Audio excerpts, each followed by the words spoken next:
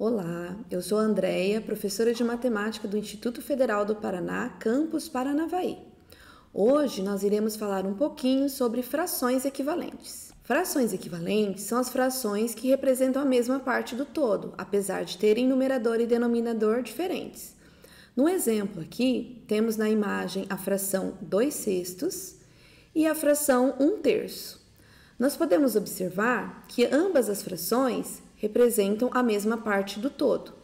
Lembrando que, para falarmos de frações equivalentes, partimos do pressuposto que as duas frações dizem respeito ao mesmo inteiro, ao mesmo todo. Então, aqui na nossa imagem, os retângulos, eles têm o mesmo tamanho. Um está dividido em 6 partes iguais e o outro em 3 partes iguais. Na primeira imagem, nós temos duas partes pintadas de amarelo, que são as partes consideradas. E na segunda, nós temos uma parte pintada de amarelo. Então, a gente pode dizer que a fração 2/6 e a fração 1/3 são equivalentes. E nós escrevemos a equivalência com o sinal de igualdade. Então, 2/6 igual a 1/3 significa que as duas frações são equivalentes, ou seja, representam a mesma parte do todo. Bom, claramente, nós não podemos, toda vez que formos pensar em frações equivalentes, fazer isso por meio de desenhos, né? Nós vamos estabelecer aqui uma forma de cálculo que possa determinar se duas frações são equivalentes ou não.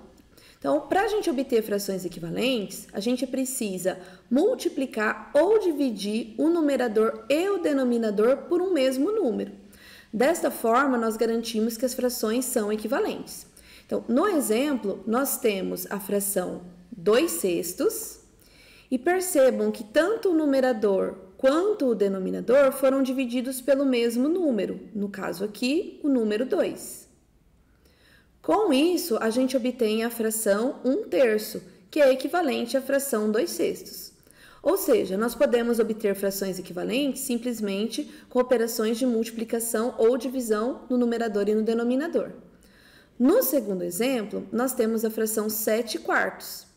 Essa fração sofreu uma alteração no numerador, que foi multiplicado por 5, e no denominador, que também foi multiplicado pelo mesmo número. Dessa forma, nós obtemos a fração 35/20, que é equivalente à fração 3/4. É importante frisar que não é possível multiplicar o numerador por um número e o denominador por outro. Caso a gente faça isso, nós obteremos novas frações, porém não serão equivalentes às frações dadas.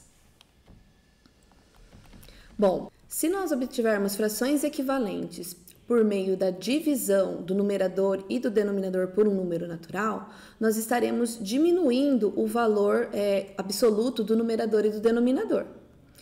Nesse procedimento, nós obtemos frações equivalentes, porém mais simples do que as dadas. Esse processo é chamado de simplificação de frações.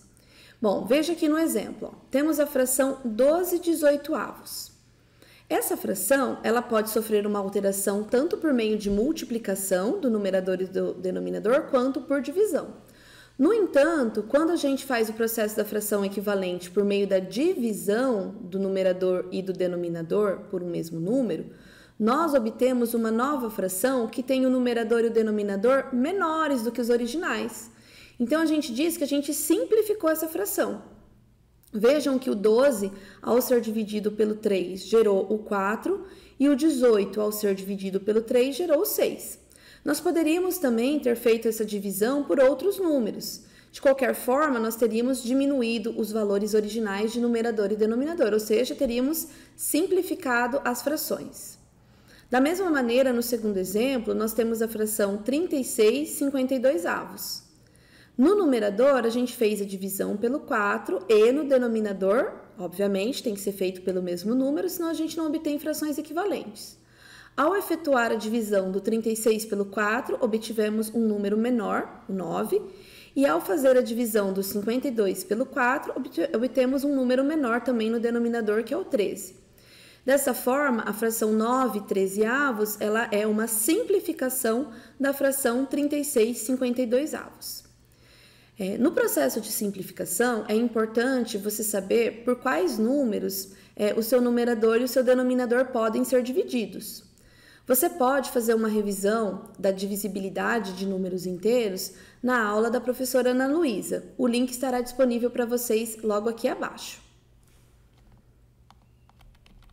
Bom, se nós fizermos o processo da simplificação de frações até um ponto em que a fração não pode mais ser simplificada, nós vamos obter a chamada fração irredutível.